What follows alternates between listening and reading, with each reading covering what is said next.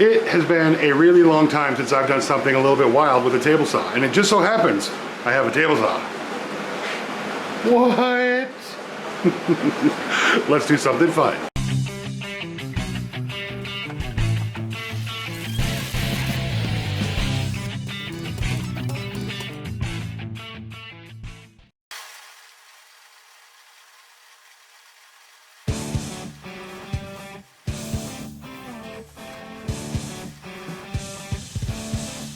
First off, let me say I'm sorry about the title, Impossible, whatever I name it. Impossible is definitely going to be in the title because when it comes to getting views, impossible is a really good thing to put in your title.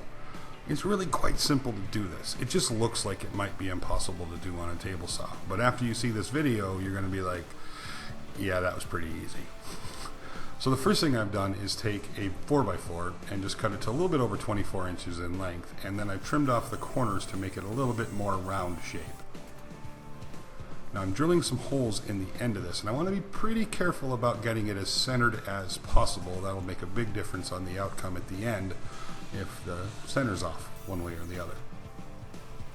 So once I have my holes drilled, I'm going to start building an enclosure around this 4x4.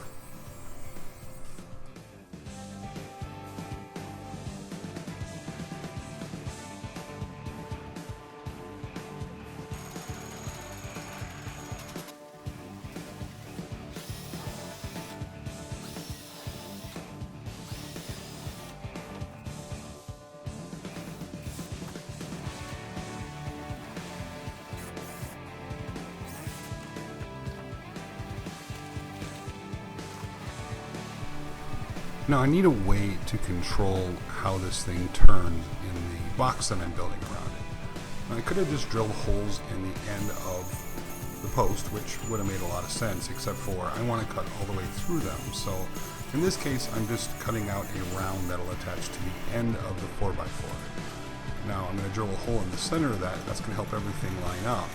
And then I'm going to drill 3 holes at 60 degrees on the outside perimeter, like that. And then I'm going to put my 3/8 bolt through both pieces, and I've actually screwed the plywood to the post so it's stationary, it won't move. Now I ended up building my box just a tiny bit small, and I had to sand off a couple of edges. I want to keep this as tight as I can to the 4x4, if that makes sense.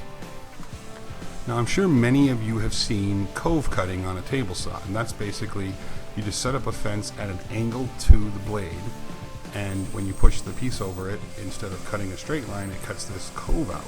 Well, I've done the same thing here. Now the difference is, on top of the fence, I've added a second piece that I've stuck a screwdriver in the holes of that guide block that I put on the end of the 4x4, and that screwdriver just follows along that top guide, which that gives it a turn, or it turns the piece throughout the cut. So basically I'm just making a cove, but the cove turns, and that's how we get that effect.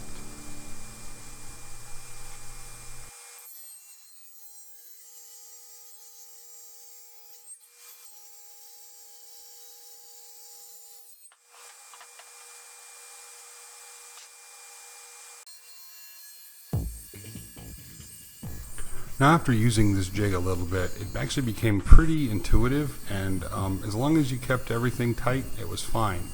I ended up taking the backside of the cove jig off because it just got in the way. It really wasn't doing anything. And I found that after using this for just a couple of minutes, I got real comfortable with it.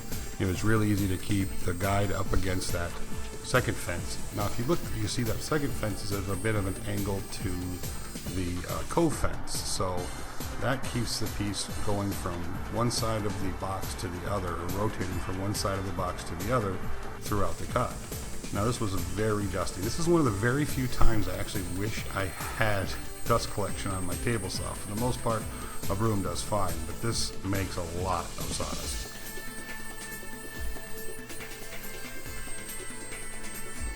So in this case, patience is the word. It takes a little bit to do this. You basically just start by taking about a 1/16 to an 1/8 inch of material at a time. So for each cove, and there's 6 of them on here, I ended up raising the blade, probably 6 or 8 times, and then going through the sequence again. But now that I think about it, it really didn't feel like it took that long.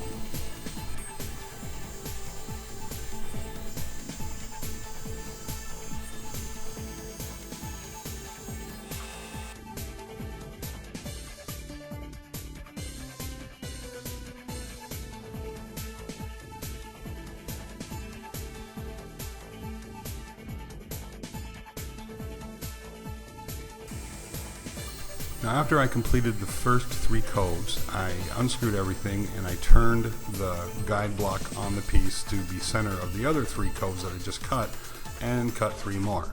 So I had the 6 coves all the way around. Now, I didn't take a lot of time setting this up or do my math very well. In fact, I kind of guessed at the angles when I laid it out, rather than getting out a proper square and doing it. So there was a couple spots that were a little bit iffy, but for the most part, it turned out pretty cool.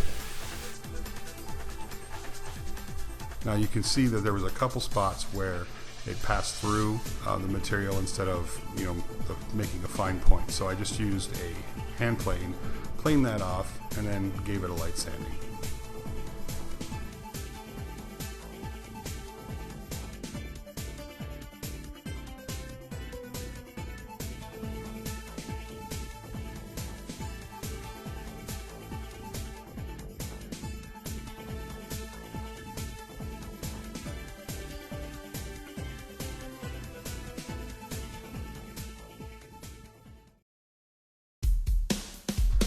All in all, this was a really fun project and fun experiment. Will I use something like this in a project? Maybe. I might actually use this down the road in a project at some point. But for the most part, it was just an experiment to see what it would look like. And I think it turned out pretty cool. The Danish oil made this pine really pop, and it looks pretty sweet. If you enjoyed this video, please give it a thumbs up. And don't forget to subscribe if you're not already. And remember, hit that bell notification next to the subscribe button so you get notified when my videos come out. Thank you very much for watching, everybody. I certainly appreciate it. We'll talk to you soon.